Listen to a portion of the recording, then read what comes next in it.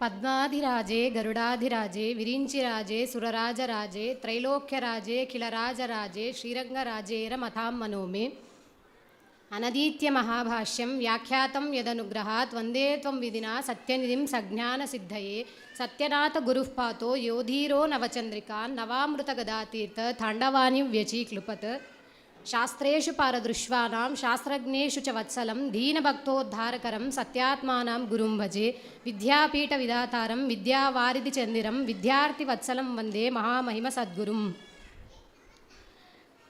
ಕಾಶಿ ಮಹಾತ್ಮೆ ಇರೋದು ಬೆಟ್ಟದಷ್ಟು, ನಾನು ಇರೋದು ಹೆಬ್ಬಟ್ಟಿನಷ್ಟು. ಆದರೂ ದೇವರು ಗುರುಗಳ ಅನುಗ್ರಹದಿಂದ ಒಂದೆರಡು ಮಾತುಗಳನ್ನು ಹೇಳಲು ಪ್ರಯತ್ನಿಸುತ್ತೇನೆ. ಶ್ರೀ ಗುರುಭ್ಯೋ ನಮಃ. ಅಯೋಧ್ಯ ಮಥುರಾ ಮಾಯಾ ಕಾಶಿ ಕಾಂಚಿ ಅವಂತಿಕ ಪುರಿ ಧಾರಾವತಿ ಚೈವ ಸಪ್ತೈತ ಮೋಕ್ಷದಾಯಕಾಹ. ನಮ್ಮ ಶಾಸ್ತ್ರಗಳಲ್ಲಿ ಮೋಕ್ಷ ಕೊಡುವ ಕ್ಷೇತ್ರಗಳು ಎಂದರೆ ಅಯೋಧ್ಯ, ಮಥುರಾ, ಮಾಯಾ ಎಂದರೆ ಹರಿದ್ವಾರ, ಕಾಶಿ ಕಾಂಚಿ ಅವಂತಿಕ ಅಂದರೆ ಉಜ್ಜಯಿನಿ, ಪುರಿ ಜಗನ್ನಾಥಪುರಿ, ದ್ವಾರಾವತಿ ದ್ವಾರಕ, ಈ ಎಲ್ಲ ಕ್ಷೇತ್ರಗಳು ಮೋಕ್ಷ ಕೊಡುವ ಕ್ಷೇತ್ರಗಳು. ಅದರಲ್ಲಿ ಕ್ಷೇತ್ರ ರಾಜ ಎನಿಸಿದೆ ಕಾಶಿ ಕ್ಷೇತ್ರ. ಏಕೆ ಎಂದರೆ ವೈಷ್ಣವಾಣಾಂ ಯಥಾಶಂಭು ಪುರಾಣಾನಾಂ ಇದಂ ತಥಾ ಕ್ಷೇತ್ರಾಣಾಂ ಚೈವ ಸರ್ವೇಷಾಂ ತಥಾ ಕಾಶಿ ಅನುತ್ತಮ. ಹೇಗೆ ವೈಷ್ಣವರಲ್ಲಿ ರುದ್ರದೇವರು ಉತ್ತಮರೋ ಹಾಗೆ ಪುರಾಣಗಳಲ್ಲಿ ಭಾಗವತ ಪುರಾಣ ಉತ್ತಮವಾಗಿದೆ. ಹಾಗೆ ಎಲ್ಲ ಕ್ಷೇತ್ರಗಳಲ್ಲಿ ಕಾಶಿ ಕ್ಷೇತ್ರ ಉತ್ತಮವಾಗಿದೆ. ಆದ್ದರಿಂದ ಕಾಶಿ ಕ್ಷೇತ್ರವನ್ನು ಕ್ಷೇತ್ರ ರಾಜ ಎನಿಸಿದ್ದಾರೆ. ಪ್ರಯಾಗೆಯಲ್ಲಿ ಕ್ಷೇತ್ರಮೂರ್ತಿ ಎಂದರೆ ವೇಣಿ ಮಾಧವ. ಮತ್ತು ಗಂಗಾಸಾಗರ ಸಂಗಮೆಯಲ್ಲಿ ಕ್ಷೇತ್ರಮೂರ್ತಿ ಉದಾರ ಮಾಧವ. ಹಾಗೆ ಕಾಶಿ ಕ್ಷೇತ್ರೆಯಲ್ಲಿ ಕ್ಷೇತ್ರ ರಾಜ ಎಂದರೆ ಬಿಂದು ಮಾಧವ. ಸಬಿಂದು ಮಾಧವ ಪಾಯಾತ್ ವಿಭೋರ್ಯಸ್ಯ ನಿರೀಕ್ಷಣಾತ್ ಅಪಾರೋಪಿ ಸಂಸಾರ ಸಿಂಧುರ್ಬಿಂದುತ್ವಂ ಅಶ್ನುತೆ. ಯಾವ ಬಿಂದು ಮಾಧವನ ದರ್ಶನ ಮಾಡಿಕೊಳ್ಳುವುದರಿಂದ ಸಂಸಾರ ಸಾಗರವು ದಾಟಲು ಅಸಾಧ್ಯವಾದ ಸಂಸಾರ ಸಾಗರವು ಜಲಕಣವಾಗುತ್ತದೆಯೋ ಅಂಥ ಬಿಂದು ಮಾಧವನ ದರ್ಶನ ಮಾಡಿಕೊಳ್ಳುವುದರಿಂದ ನಮ್ಮ ಪಾಪಗಳೆಲ್ಲ ನಾಶವಾಗುತ್ತದೆ ಎಂದು ವಾದಿರಾಜರು ತಮ್ಮ ತೀರ್ಥಪ್ರಬಂಧದಲ್ಲಿ ತಿಳಿಸಿಕೊಟ್ಟಿದ್ದಾರೆ. ಮನಯೇವ ಮನುಷ್ಯಾಣಾಂ ಕಾರಣಂ ಬಂಧ ಮೋಕ್ಷಯೋಹೋ. ಮನುಷ್ಯರ ಮನಸ್ಸು ಮೋಕ್ಷ ಮತ್ತು ಸಂಸಾರ ಮತ್ತು ಮೋಕ್ಷಗಳಿಗೆ ಕಾರಣವಾಗಿದೆ. ಅಂಥ ಮನಸ್ಸಿಗೆ ನಿಯಾಮಕರಾದರು ರುದ್ರದೇವರು. ಅಂಥ ರುದ್ರದೇವರು ಲಿಂಗರೂಪದಲ್ಲಿ ಇದ್ದು ಕಾಶಿ ಕ್ಷೇತ್ರದಲ್ಲಿ ವಿಶ್ವನಾಥ ಎಂಬ ಹೆಸರಿನಿಂದ ಅಲ್ಲಿ ವಾಸವಾಗಿ ಇದ್ದಾರೆ. ಕಾಶಿಯಲ್ಲಿ ರುದ್ರದೇವರು ಕಣದಲ್ಲಿಯೂ ಇದ್ದಾರೆ. ಹಾಗೆ ಕಾಶಿಯಲ್ಲಿ ಇರುವ ವಿಶ್ವನಾಥನು ಭಗವಂತನ ದಾಸನಾಗಿದ್ದಾನೆ. ಹೀಗೆ ವಿಶ್ವನಾಥ ಎಂದರೆ ರುದ್ರದೇವರು ಸರ್ವೋತ್ತಮರ ಅಲ್ಲಲ್ಲ. ವಿಶ್ವ ಎಂದರೆ ಜಗತ್ತು, ನಾಥ ಎಂದರೆ ರಾಜ. ಈಗ ರುದ್ರದೇವರು ಜಗತ್ತನ್ನೆಲ್ಲ ಪಾಲನೆ ಮಾಡ್ತಾರ? ಇಲ್ಲ. ಜಗತ್ತನ್ನೆಲ್ಲ ಪಾಲನೆ ಮಾಡುವವರು ಭಗವಂತನ ರುದ್ರದೇವರು ಕೂಡ ಭಗವಂತನ ದಾಸರೇ ಆಗಿದ್ದಾರೆ ಎಂದು ನಮಗೆ ಇಲ್ಲಿ ತಿಳಿದು ಬರ್ತದೆ. ಹಾಗೆ ವಾದಿರಾಜರು ತಮ್ಮ ತೀರ್ಥಪ್ರಬಂಧೆಯಲ್ಲಿ ಹೀಗೆ ಕೊಂಡಾಡಿದ್ದಾರೆ. ಮೌಲೌ ಯಚ್ಚರಣಾಂಬು ಫಲಕೆ ಯಸ್ಯಾಂಗ್ರಿರೇಣು ಕಥಾ ಕರಣೇ ವಾಸಿ ತದೀಯ ನಾಮ ಹೃದಯ ಯದ್ರೂಪಂ ಯತ್ಸ್ವಾದಿತಂ ಕುಕ್ಷಯತ್ ತಪಸೆ ಪಟಂ ಕಟಿತಟಂ ವ್ಯಾಘ್ರಾಜಿನೇ ಸಂಸ್ಥಿತಿಃ ಪಾದೌ ಯತ್ಪುರಚಾರಿಣೌ ಸಹಿಸದ ತತ್ಕಿಂಕರ ಶಂಕರಃ. ಭಗವಂತನ ಪಾದದಿಂದ ಉದ್ಭವಿಸಿದ ಗಂಗೆಯನ್ನು ಅರ್ಥಾತ್ ಗಂಗೆಯನ್ನು ತಮ್ಮ ಶಿರಸೆಯಲ್ಲಿ ಧಾರಣ ಮಾಡಿದ್ದಾರೆ ರುದ್ರದೇವರು. ಭಗವಂತನ ಪಾದ ಧೂಳಿಯನ್ನು ತಮ್ಮ ಹಣೆಯ ಮೇಲೆ ಧಾರಣ ಮಾಡಿದ್ದಾರೆ. ಹಾಗೆ ಭಗವಂತನ ಯಾವಾಗಲೂ ರುದ್ರದೇವರು ಭಗವಂತನ ನಾಮೋಚ್ಚಾರಣೆ ಕೇಳ್ತಾ ಇರ್ತಾರಂತೆ ತಮ್ಮ ಕಿವಿಯಿಂದ.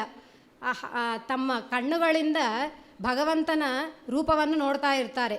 ಹಾಗೆ ತಮ್ಮ ಹೃದಯದಲ್ಲಿ ಯಾವಾಗಲೂ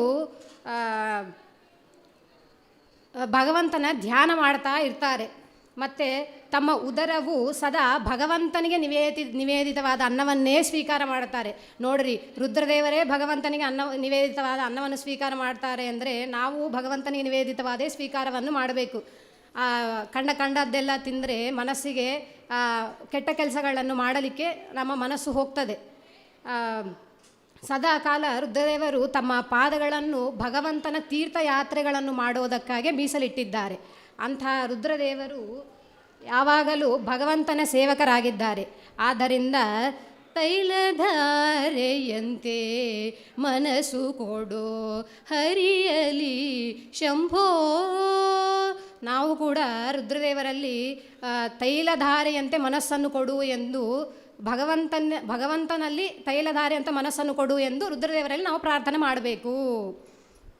ಮತ್ತು ಗಂಗಾದೇವಿ ಉತ್ತರ ಪ್ರವಾಹಿನಿಯಾಗಿ ಕಾಶಿಯಲ್ಲಿ ಹರಿತಾ ಇರ್ತಾಳೆ.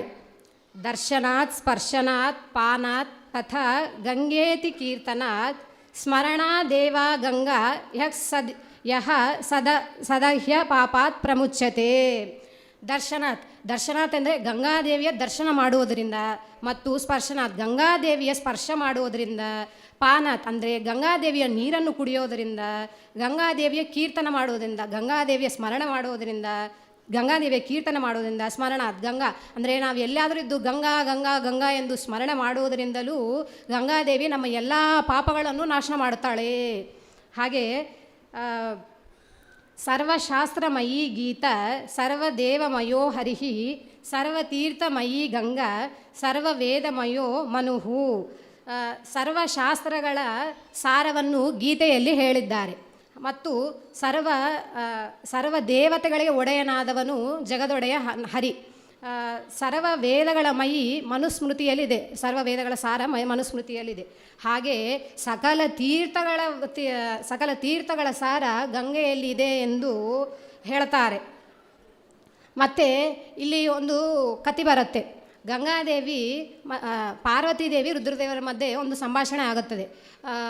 ಪಾರ್ವತೀದೇವಿ ಕೇಳುತ್ತಾಳೆ ರುದ್ರದೇವರನ್ನು, ಅಲ್ಲ ಎಲ್ಲರೂ ಗಂಗೆಯಲ್ಲಿ ಸ್ನಾನ ಮಾಡಿ ಅವ್ರ ಪಾಪಗಳನ್ನೆಲ್ಲ ಕಳ್ಕೊಂಡ್ಬಿಡ್ತಾರಲ್ಲ, ಎಲ್ಲರೂ ಮೋಕ್ಷಕ್ಕೆ ಹೋಗ್ತಾರಲ್ಲ ಅಂತಂದು ಪಾರ್ವತೀದೇವಿ ಕೇಳ್ತಾಳೆ. ಆಗ ರುದ್ರದೇವರು ಹೇಳ್ತಾರೆ, ಎಲ್ಲಿ ಯಾರೂ ಮೋಕ್ಷಕ್ಕೆ ಹೋಗ್ತಾ ಇಲ್ಲ ಅಂತಂದು ರುದ್ರದೇವರು ಹೇಳ್ತಾರೆ. ಹಾಗೆ ಸಾಧ್ಯ? ಎಲ್ಲರೂ ಈಗ ಗಂಗೆಯಲ್ಲಿ ಸ್ನಾನ ಮಾಡಿದ್ರೆ ನಮ್ಮ ಪಾಪ ಎಲ್ಲ ನಾಶ ಆಗ್ತದ ಅಂತ ಹೇಳ್ತಾರೆ. ಹಂಗೆ ಆಗ್ತದ ಅಂತಂದು ರುದ್ರದೇವರು ಕೇಳ್ತಾರೆ. ಪಾರ್ವತೀದೇವಿ ಕೇಳ್ತಾಳೆ. ಆಗ ರುದ್ರದೇವರು ಹೇಳ್ತಾರೆ, ಸರಿ ನಿನಗೊಂದು ಹೇಳ್ತೀನಿ, ನಾಳೆ ಒಂದು ಕೆಲಸ ಮಾಡೋಣ ಅಂಥೇಳಿ ರುದ್ರದೇವರು ವೃದ್ಧವೇಷವನ್ನು ಹಾಕಿ ಕಾಶಿಯಲ್ಲಿ ಬಂದು ನಿಲ್ಲಿಸ್ತಾರೆ. ಅಲ್ಲಿ ಇರ್ತಾರೆ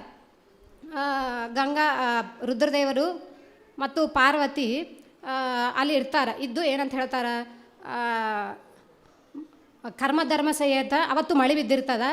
ಮಳೆ ಬಿದ್ದು ಎಲ್ಲ ಒಂಥರ ಮಣ್ಣು ಹೆಂಗೋ ಆಗಿರುತ್ತೆಲ್ಲ. ರುದ್ರದೇವ್ರು ಏನು ಹೇಳ್ತಾರಂದರೆ, ಈಗ ಗಂಗಾಯಲ್ಲಿ ಎಲ್ಲರೂ ಸ್ನಾನ ಮಾಡಿ ಹೋಗ್ತಾ ಇರ್ತಾರೆ.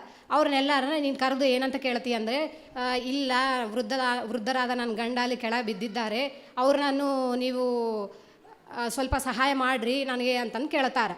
ಆಗ ಪಾರ್ವತಿ ಹೌದಾ ಸರಿ ಅಂತಾರೆ. ಈಗ ಯಾರಾದರೂ ಬರ್ತಾರಲ್ಲ, ಬಂದರು ಅವ್ರಿಗೆ ಏನಂತ ಹೇಳ್ತೀರಿ, ನಿಮ್ಗೆ ನೀವೇನು ಪಾಪನೇ ಮಾಡಿಲ್ಲಲ್ಲ, ನಿಮಗೇನು ಸಂದೇಹ ಏನಿಲ್ಲಲ್ಲ, ನೀವೇನು ಪಾಪ ಮಾಡಿಲ್ಲಲ್ಲ ಅಂತಂತಂದು ಕೇಳ್ತಾರೆ.